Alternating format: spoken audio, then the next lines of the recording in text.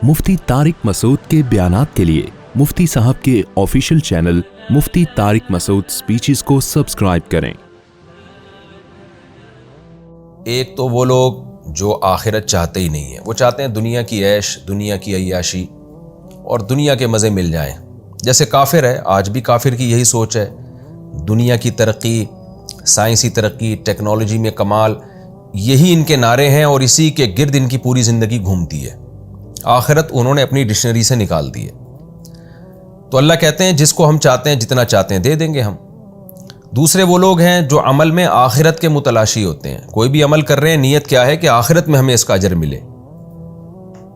तो अल्लाह फरमाते हैं कि ऐसे लोगों को जितना करेंगे उससे ज़्यादा अजर हम देंगे और यकीनी अजर मिलेगा इनको। जैसे पिछले रुकू में था ना, फौलाई का कान सायुहुम मशकूरा, इनकी कोशिश की कदर की जाएगी।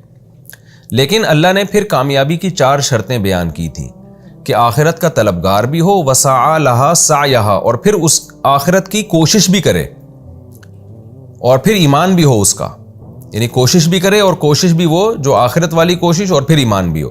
तो अब वो कोशिश क्या है जो आखिरत वाली कोशिश है, इस रुकू में अल्लाह ने उसका तज़किरा किया है, और इन चीज़ों से गैर मुस्लिम महरूम है। तो अल्लाह फरमाते हैं कि वो कोशिश में सबसे पहली चीज़ क्या है, वक़ज़ा रब्बुका अल्ला ताबुदू इल्ला इय्याहू, तेरे रब ने फैसला कर दिया है कि तुम इबादत मत करो मगर सिर्फ उसी अल्लाह की।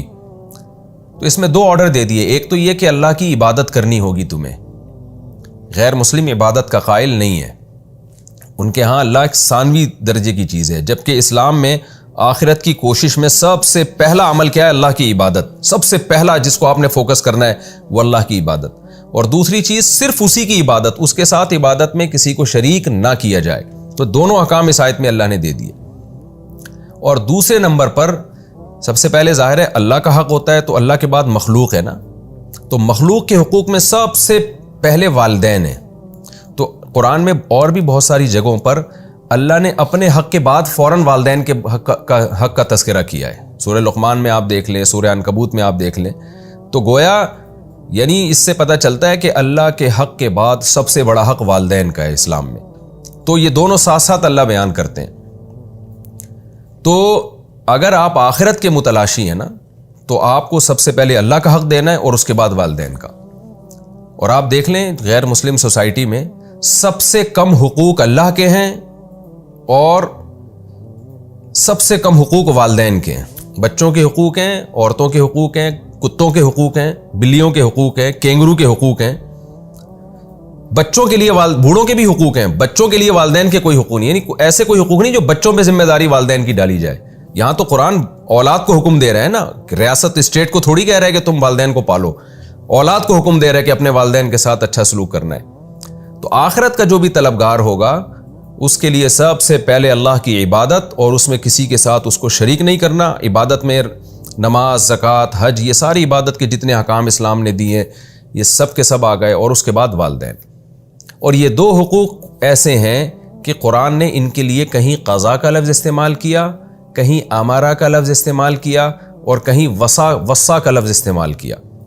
देखिए 3 तरह से ऑर्डर दिया जाता है। एक अमारा कि अल्लाह हुक्म देता है तुम्हें, एक है क़ज़ा, अल्लाह ने फैसला कर दिया है, एक है ववस्सैना, हमने वसीयत कर दी है। तो अमारा तो आम ऑर्डर है, क़ज़ा उससे ऊंचे दर्जे की चीज़ है, और वसीयत उससे भी ऊंचे दर्जे की चीज़ है। तो कुरान ने ये दोनों किस्म के अल्फाज माँ बाप के लिए और तौहीद के लिए इस्तेमाल किए। क्या मतलब, जब हम किसी को ऑर्डर देते हैं ना तुम ये काम करो, तो इसमें इतनी ताकीद नहीं होती। अगर हम ये कहते हैं हमने ये फैसला कर दिया है, तो फैसले का क्या मतलब होता है, जैसे जज ने बाकायदा दोनों फरीक के दलाइल सुनकर जब एक फैसला किया है तो उस फैसले को रिवर्स नहीं किया जा सकता अगर वो सुप्रीम कोर्ट का फैसला है। जाहिर तो अल्लाह का फैसला भी तो सुप्रीम कोर्ट से भी ऊपर का फैसला है ना। तो ये इंतहाई ताकीदी हुक्म के लिए फैसले का लफ्ज़ इस्तेमाल होता है कि ये मेरी तरफ से फैसला हो चुका है। हुक्म में ऐसा होता है कि जब आप किसी को ऑर्डर देते हैं तो उसमें इस बात का एहतमाल होता है, अगला कहता है कि सर आप मेरी बात समझें, आपने मुझे ऑर्डर तो दिया लेकिन इसमें थोड़ा सा सुकम है, इसमें थोड़ा सा आप किसी से मशवरा ले लें। तो फिर जो ऑर्डर देने वाला है वो दोबारा सोच लेता है इस पर। लेकिन जब फैसला सुना दिया जाता है और फैसला भी सुप्रीम कोर्ट की तरफ से हो जिसको चैलेंज ना किया जा सके, تو فیصلے کا مطلب اب تو اس پر عمل ہو کے رہے گا۔ تو قرآن نے توحید کے لیے اور ماں باپ کے ساتھ حسن سلوک کے لیے فیصلے کا لفظ استعمال کیا ہے، اور وصیت اس سے بھی بڑھ کے چیز ہے۔ وصیت کسے کہتے ہیں؟ جب کوئی دنیا سے جا رہا ہوتا ہے اس وقت جو آرڈر دیتا ہے اس آرڈر کو وصیت کہا جاتا ہے۔ جیسے کسی کا باپ دنیا سے جا رہا ہے اور وہ اپنے بچوں کو کہتا ہے بیٹا میں دنیا سے جا رہا ہوں اور میں تمہیں وصیت کر کے جا رہا ہوں کہ یہ کرو یہ کرو یہ کرو، تو یہ بھی انتہائی اہم حکم ہوتا ہے۔ فیصلے میں پھر بھی تھوڑا بہت عقل کے درجے میں امکان ہے کہ شاید واپس لے لیا جائے، وصیت میں امکان ہی نہیں ہوتا، کیونکہ جب آپ وصیت کرتے ہیں تو اس کے بعد مر جاتے ہیں آپ، تو وہ پتھر پہ لکیر بن جاتا ہے وہ حکم، اب وہ چینج نہیں ہو سکتا۔ اور وہ حکم بھی انتہائی اہم حکم ہوتا ہے، کیونکہ مرتے ہوئے انسان چھوٹی موٹی باتیں نہیں کر رہا ہوتا۔ مرتے ہوئے انسان کو پتا ہے میں دنیا سے جا رہا ہوں، میں سلیکٹڈ احکام ہیں جو انتہائی امپورٹنٹ ہے میرے بچوں کے لیے، جن پر عمل کرنا، میں ان باتوں کا اس کو حکم دوں گا۔ تو قرآن نے وصیت کا لفظ بھی استعمال کیا مجازن، اللہ تو وصیت نہیں کرتا، یعنی اللہ تو دنیا سے نہیں جائے گا، وہ تو ہمیشہ سے ہمیشہ رہے گا، لیکن تاکید کے لیے وصیت کا لفظ استعمال کیا۔ تو اس سے پتہ چلتا ہے کہ قضا کا لفظ اور وصیت کا لفظ یہ بتا رہا ہے کہ اسلام میں اللہ کی عبادت اور توحید اور والدین کے ساتھ حسن سلوک کی کس قدر اہمیت ہے، اور آج ہماری سوسائٹی میں اس کا کیا حشر ہو رہا ہے اس کے ساتھ۔ تو اللہ فرماتے ہیں وَقَضَىٰ رَبُّكَ أَلَّا تَعْبُدُوا إِلَّا إِيَّاهُ، تیرے رب نے فیصلہ کر دیا ہے کہ تم عبادت مت کرو مگر صرف اسی اللہ کی، وَبِالْوَالِدَيْنِ إِحْسَانًا، اور والدین کے ساتھ اچھا سلوک کرو۔ دیکھیں احسان میں بار بار بتا چکا ہوں، کسی بھی عمل میں ایکسیلنسی پیدا کرنا، یعنی بہت اچھے طریقے سے والدین کے ساتھ پیش آؤ۔ اور پھر بوڑھے والدین کا اللہ نے الگ سے تذکرہ کیا، وجہ اس کی یہ ہے کہ جب والدین جوان ہوتے ہیں تو اولاد ان سے خدمت لے رہی ہوتی ہے، جیسے باپ کما کے کھلا رہا ہوتا ہے، ماں گھر میں خدمت کر رہی ہوتی ہے، اور ماں باپ کو اس وقت خدمت کی زیادہ ضرورت نہیں ہوتی۔ بڑھاپے میں معاملہ ہو جاتا ہے بالکل الٹا، اب وہ بیچارے کسی کام کے نہیں رہے، باپ ریٹائر ہو گیا ہے، اولاد کی ذمہ داری اب وہ کمائے، وہ اور پھر ریٹائر بھی ہو گئے، کما بھی نہیں رہا، اور پھر بوڑھا بھی ہو گیا ہے، بوڑھا ہونے سے طبیعت میں چڑچڑاپن پیدا ہو رہا ہے، بیماریاں آ رہی ہیں، تو وہ سوسائٹی کو بوجھ لگنے لگتے ہیں ایسے والدین، ماں بھی بوجھ لگنے لگتی ہے، باپ بھی بوجھ لگنے لگتا ہے۔ تو قرآن نے اس کنڈیشن میں ماں باپ کے حقوق بیان کیا جس کنڈیشن میں غیر مسلم اپنے والدین کو اولڈ ہاؤس میں جمع کراتا ہے، وہ گھر سے ہی نکال دیتا ہے اس کو۔ اس حالت میں جب آپ کو ان کی بالکل بھی ضرورت نہیں ہے لیکن ان کو آپ کی محبت کی بہت زیادہ ضرورت ہے، اس حالت کو قرآن فوکس کرتا ہے کہ اس سنگین حالت میں تمہیں انہیں چھوڑنے کی اجازت نہیں ہے، تو اس سے پہلے کہاں چھوڑنے کی اجازت ہوگی؟ اس سنگین حالت میں اللہ ان کے حقوق بیان کرتا ہے۔ تو یہ مطلب نہیں ہے کہ جوان والدین کے حقوق نہیں ہے، مطلب یہ کہ وہ حالت جس میں تمہارے لیے حقوق کی ادائیگی انتہائی مشکل ہو، اس حالت میں قرآن تمہیں حقوق کی ادائیگی کا پابند کر رہا ہے، تو اس سے پہلے تو بطریق اولا تم پابند ہوگے ان کے حقوق ادا کرنے پر۔ تو وہ حقوق کیا ہیں؟ اما یبلغن، کہ اگر ان دونوں میں سے کوئی ایک عندک تمہارے پاس پہنچ جائے بڑھاپے کو، تمہارے پاس میں اللہ نے اشارہ کر دیا کہ والدین ہمیشہ تمہارے پاس ہی رہیں گے۔ دیکھیں قرآن یہ بھی تو کہہ سکتا تھا نا کہ ان دونوں میں سے کوئی بھی بڑھاپے کو پہنچ جائے، چاہے کہیں بھی ہو دنیا میں، لیکن قرآن نے عندک کے لفظ میں اشارہ کر دیا کہ بڑھاپے میں والدین رکھنے کی چیزیں ہیں، ان کا بڑھاپا تمہارے پاس ہونا چاہیے، اولڈ ہاؤس میں نہیں ہونا چاہیے ان کا بڑھاپا۔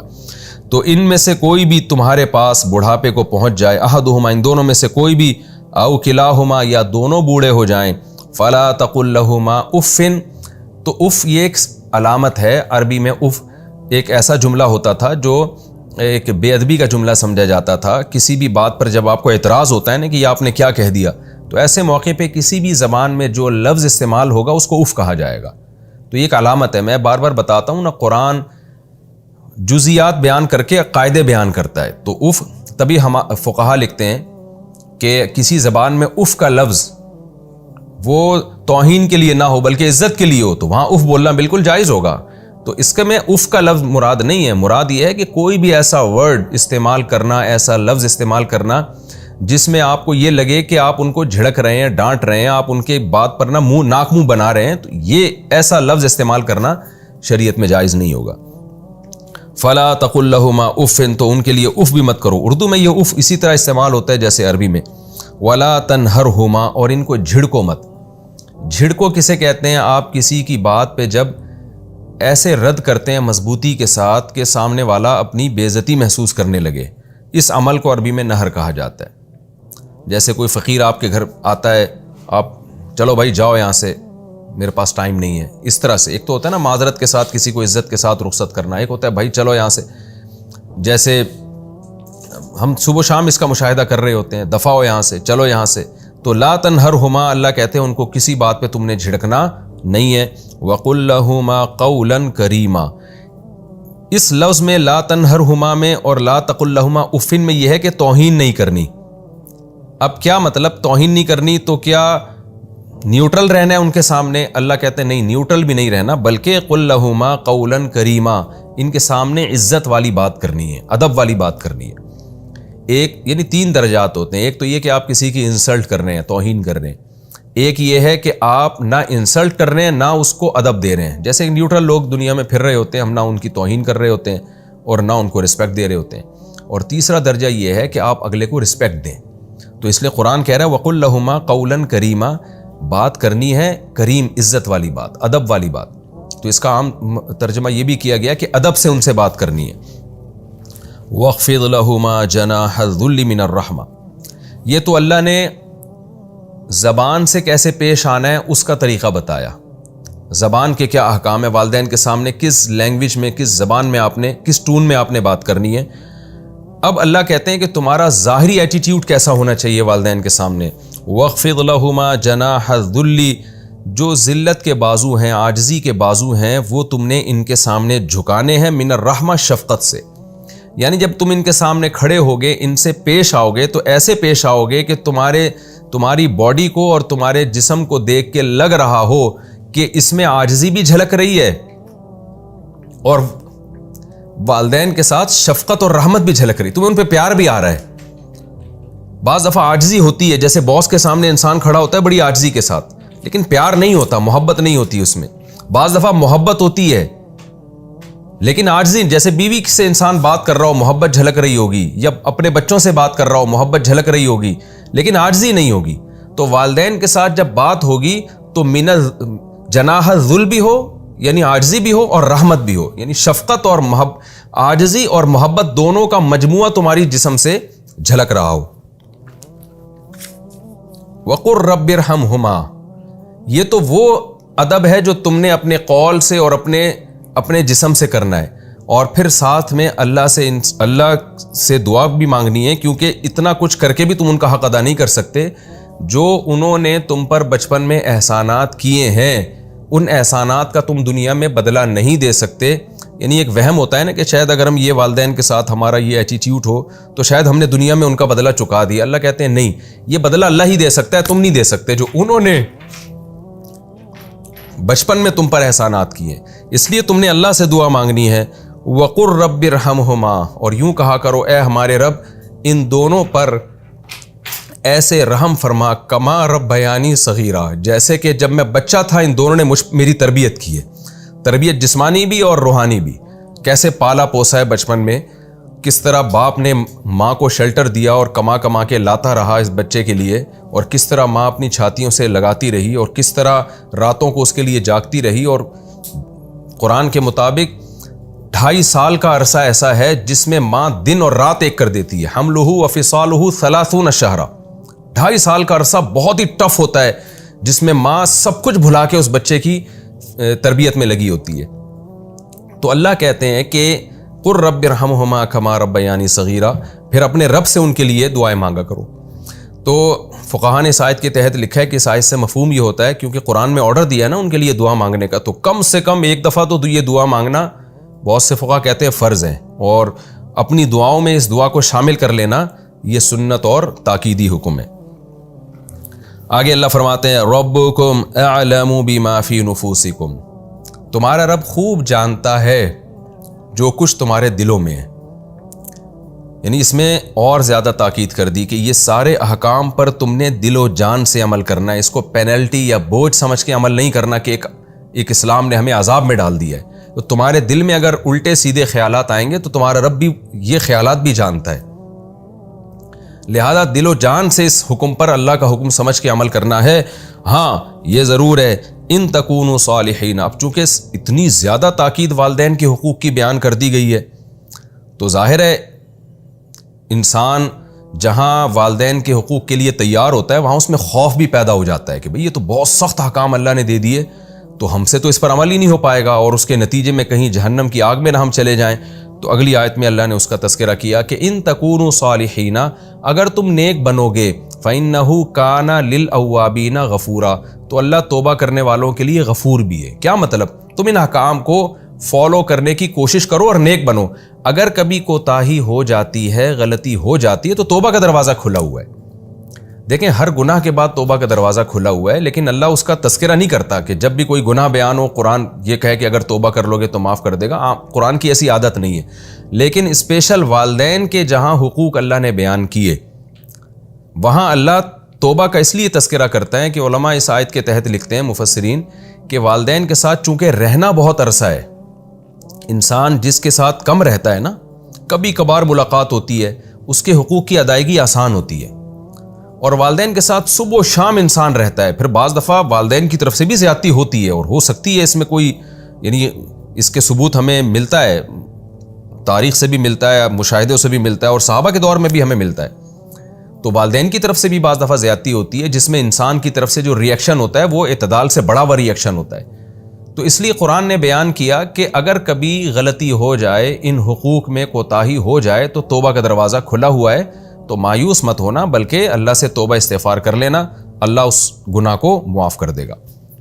تو ہم نے علماء سے سنا ہے کہ انسان اگر کبھی ماں باپ سے اونچی آواز میں بات کر لے، تو اگر یہ عمل کبھی کبھار ہوتا ہے نا، تو اللہ سے بھی معافی مانگے، ماں باپ سے بھی معافی مانگے، اور پھر اس کو بھول جائے، پھر مسلط نہ کرے اپنے اوپر کہ میں نے اللہ کے حکم کو توڑ دیا تو میرا پتہ نہیں کیا بنے گا، کیونکہ جب آپ کسی چیز کو مسلط کر لیتے ہیں تو پھر مایوسی کی طرف جاتے ہیں، آپ ڈپریشن کی طرف جاتے ہیں۔ تو قرآن نے یہ ڈپریشن ہی ختم کرنے کے لیے بتایا ہمیں کہ اگر توبہ کرو گے تو اللہ معاف کر دے گا۔ تو اگر کبھی کبھار ایسا ہو جاتا ہے نا، کبھی کبھار، تو ماں باپ سے بھی معافی مانگے اور اللہ سے بھی، اور اگر یہ عادت پڑ چکی ہے، بار بار ایسا ہو رہا ہے، یا ماں باپ کی طرف سے زیادتی اتنی ہو رہی ہے کہ بار بار آپ کی آواز اونچی ہو رہی ہے، تو پھر علماء کہتے ہیں کہ کوشش تو کنٹرول کرنے پر کرے، لیکن پھر صرف اللہ سے توبہ کر لینا کافی ہے، کیونکہ بار بار جب آپ انسان سے معافی مانگتے ہیں نا تو انسان بھی تنگ ہوتا ہے اس عمل سے، بلکہ وہ مذاق اڑانا شروع کر دیتا ہے کہ تیرا تو کام ہی یہی ہے۔ تو پھر صرف اللہ سے توبہ کی جائے، اور پھر لیکن ساتھ ساتھ اپنے عمل کی اصلاح کی بھی کوشش کی جائے کہ میں کس طرح سے اپنی زبان پہ کنٹرول کروں، اور اس کے علماء نے مختلف نسخے بیان کیے ہیں کہ جب بھی آپ بد کلامی کریں، بد تہذیبی کریں، تو آپ کو چاہیے کہ کچھ رقم صدقہ کر دیں، یا چند 2 رکعت نماز اپنے اوپر لازم کریں، یعنی کوئی سزا دیں تاکہ آہستہ آہستہ یہ برائی چھوٹے۔ اور ایک بات جو سوسائٹی کے حالات کو دیکھ کر بیان کی جاتی ہے وہ میں یہیں بیان کر دیتا ہوں، میں بھول نہ جاؤں، کہ بعض دفعہ ماں باپ کی طرف سے واقعی زیادتی اتنی ہوتی ہے اولاد پر کہ وہ بہت زیادہ اس کو ٹارچر کر رہے ہوتے ہیں۔ یہ چند کیسز ہی ہیں ہماری سوسائٹی میں، زیادہ تر اولاد والدین کی نافرمان ہوتی ہے، خوب سمجھ لیں، زیادہ تر ہماری سوسائٹی میں والدین پر ظلم ہوتا ہے، کیونکہ جب اسلام ہمارے گھروں سے نکل رہا ہے اور لبرلزم آ رہا ہے، ایجوکیشن کے نام پہ جو بد تہذیبی آ رہی ہے یونیورسٹی اور کالجز میں، اس کے نتیجے میں لوگوں نے باپ کو باپ سمجھنا، ماں کو ماں سمجھنا چھوڑ دیا ہے۔ تو ہماری ینگ جنریشن آج کل اس کی نظر میں والدین کی کوئی حیثیت نہیں ہوتی، بس اسی باپ کی عزت ہوتی ہے جو اولاد کو اپنے سے بھی، جو اولاد کو باپ بنا کے جس نے رکھا ہوا ہو۔ یعنی آج اگر کسی گھر میں باپ کی عزت ہو رہی ہے نا، تو وہ باپ ہوگا جس نے اولاد کو باپ بنایا ہوا ہو، تو اس ابا کو تو لوگ مانتے ہیں۔ جو باپ گھر میں باپ بن کے رہے گا اس کی ویلیو نہیں ہے، جو ماں گھر میں ماں بن کے رہے گی اس کی ویلیو نہیں ہوتی، الا ماشاء اللہ۔ تو لیکن کہیں اس کے برعکس بھی ہوتا ہے، کہیں واقعی والدین کی طرف سے بھی زیادتی ہوتی ہے، تو ایسے موقع پہ حتی الامکان برداشت کیا جائے، لیکن اگر برداشت سے معاملہ باہر ہو گیا تو پھر علماء کہتے ہیں کہ پھر والدین سے الگ رہا جائے ایسی صورت میں، کیونکہ بار بار ان کی حق تلفی ہوگی، زبان درازی ہوگی، پھر آپ کی زندگی کی برکتیں ختم ہوں گی۔ تو ایسی صورت میں پھر بہتر یہی ہے کہ تھوڑا سا ان سے ریزرو ہو جائے انسان، کیونکہ پھر بار کیونکہ ناقابل برداشت تو ظاہر ہے انسان کبھی بھی اپنے اوپر بوجھ نہیں ڈال سکتا۔ تو ایسے ہمارے سامنے بہت کیسز آئے ہیں کہ ماں نے اتنی زیادتی کی یا باپ نے اتنی زیادتی کی، اولاد کو بالکل نفسیاتی مریض بنا دیا، تو اور پھر اولاد ماں باپ کے سامنے زبان چلانے لگی، وہ بھی غلط ہے۔ تو نتیجہ کیا نکلا؟ گھروں میں بہت فساد ہوتا ہے۔ تو جب کوئی خطرناک حد تک خدا نخواستہ نوبت پہنچ رہی ہو تو پھر والدین سے بلوغت کے بعد علیحدگی اختیار کرنے میں کوئی حرج نہیں ہے، پھر آپ الگ رہیں اور پھر ان سے تھوڑا سا ریزرو رہیں، مالی لحاظ سے ان کے حقوق سارے ادا کرتے رہیں اور کبھی کبھار ان سے ملتے رہیں، ان کی خیریت پوچھتے رہیں، لیکن پھر اتنا قریبی تعلق نہ رکھیں جس سے ڈپریشن میں جانا شروع ہوں یا ان کی حق تلفی پہلے سے بھی زیادہ شروع ہو جائے، تو یہ پھر زیادہ خطرناک. لیکن ایسے بہت ہی کم کیسز ہوتے ہیں.